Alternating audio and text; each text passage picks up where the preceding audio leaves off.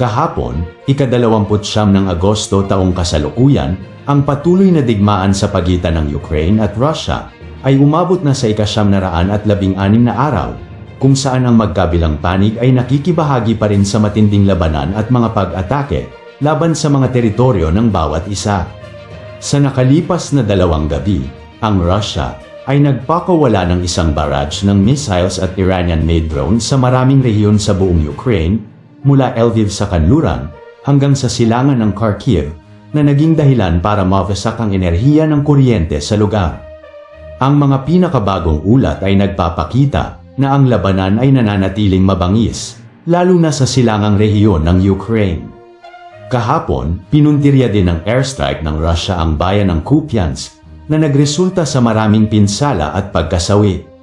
Kinilala ni Ukrainian President Volodymyr Zelensky ang mga nasawi sa kanyang talumpati, na itinatampok ang mapangwasak na epekto ng pag-atake sa mga infrastruktura ng sibilyan, kabilang ang pinsala sa lokal na City Hall. Ang Ukrainian General Staff ay nagpahiwatig na ang matinding labanan ay nagpapatuloy sa ilang mga nayon malapit sa Pokrovsk, kung saan ang mga puwersang Ruso ay gumagawa ng maraming pagtatangka upang labagin ang mga depensa ng Ukrainian. Ang lugar na ito ay naging sentro ng salungatan na may mga ulat ng mga pagsulong ng mga sundalong Russian. Ang sitwasyon sa kalupaan ay nananatiling hindi maganda, lalo na sa Pokrovsk area, kung saan lumaki pa ang tunggalian ng militar sa pagitan ng Ukraine at Russia.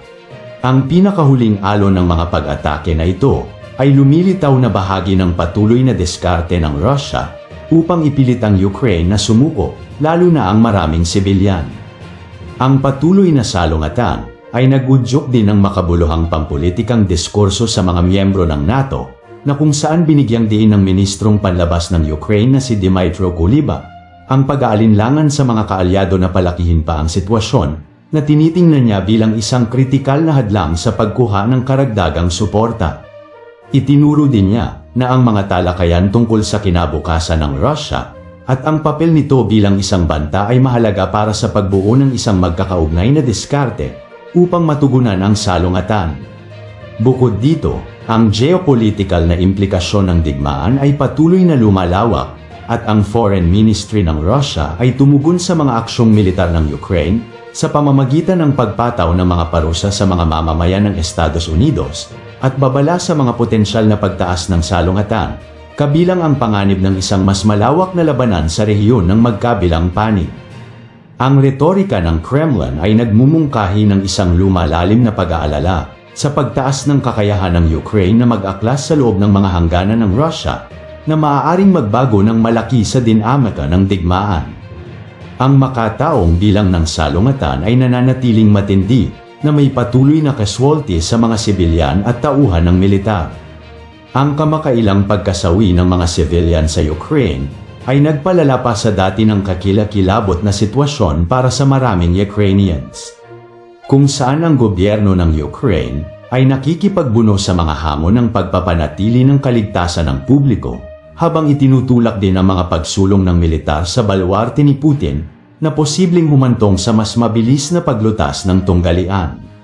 Habang papalapit ang taglamig, lumalaki ang mga alalahanin tungkol sa seguridad sa enerhiya at pinsala sa infrastruktura, kung saan ang kamakailang pagtaas sa mga pag-atake sa mga pasilidad ng enerhiya ay nagpapakita ng estratehikong pagkagambala sa suporta sa logistik para sa mga puwersang Ruso, habang sabay-sabay na tinutugunan ng Russia ang mga pakikipaglaban sa mga Ukrainian dahil haharap na sila ngayon sa malupit na mga kondisyon ng taglamig. Sa kabilang anggulo, bilang tugon ng Ukraine sa mga pag-atake ng Russia, ang Ukraine ay naglunsad ng isang serye sa loob ng teritoryo ni Putin bilang pagganti sa pinakabagong missile at drone attack ng Moscow sa mga lungsod at infrastruktura ng Ukraine. Ang tugon ng Ukrainian ay nakatarget sa teritoryo ng Russia, kabilang ang mga lugar ng militar at mga refinery ng langis, na nagpapakita ng malaking alalahanin para kay Pangulong Putin. Ang mga pag-atake ay nagdulot ng malaking pinsala at pagkagambala sa loob ng Russia, kung saan kinikilala ng Kremlin na ang pakikipaglaban upang maitaboy ang paglusob ng Ukraine sa rehiyon ay maaaring tumagal ng ilang buwan. Ang mga paglusob na ito ng mga sundalong Ukrainyano ay nagudyok din sa gobyerno ng Russia na ihanda ang publiko para sa isang bagong normal na pang-araw-araw na hamon at gumawa ng mga hakbang upang maprotektahan ang mga refinery nito na tinamaan ng mga drone ng Ukraine. Dahil sa tumitinding karahasan, aktibong hinihimok ng Ukraine ang mga kaalyado nitong kanluranin na alisin ang mga paghihigpit sa paggamit ng mga long-range na armas sa loob ng teritoryo ng Russia. Nagsalita din si Pangulong Zelensky tungkol sa pangangailangan para sa higit na suportang militar na nagbibigay diin na ang pagpayag sa Ukraine na umatake ng mas malalim sa teritoryo ng Russia ay maaaring mapabilis ang pagtatapos ng digmaan. Nakipagtalo din siya na ang kasalukuyang mga hadlang na ito sa paggamit ng mga long-range na armas ay humahadlang sa kakayahan ng Ukraine na epektibong kontrahin ang pagsalakay ng Russia at protektahan ang soberanya nito. Kinumpirma rin ng Ukrainian Military Intelligence ang pagkakasangkot sa mga drone strike na nagtatarget sa mga depo ng langis at iba pang mga infrastruktura sa loob ng teritoryo ni Putin na lalong nagpapataas sa galit ng gobyerno ng Russia. Ang mga ginawang serye ng mga sundalong Ukrainian sa loob ng Russia ay nagtaas din ng mga katanungan tungkol sa kung maaari nilang baguhin ang momentum ng digmaan dahil malaki na ang epekto ng mga pag-atake na ito ng Ukraine sa ekonomiya ni Putin. Ang mga paglusob ay nagbigay din ng moral na pagpapalakas para sa Ukraine at ipinakita ang kakayahan nitong bumawi sa Russia. Habang tumatagal ang digmaan, lumawak na rin ang mga lugar sa Russia na nasasakop ng Ukraine at bumaliktad na rin ang mga pangyayari ngayon na kung saan ang dating kinukutya at maliit na bansa ay matapang na sumulong ngayon sa napakalaking balwarte ni Putin na naging dahilan sa pagsuko ng daan-daang sundalong Ruso.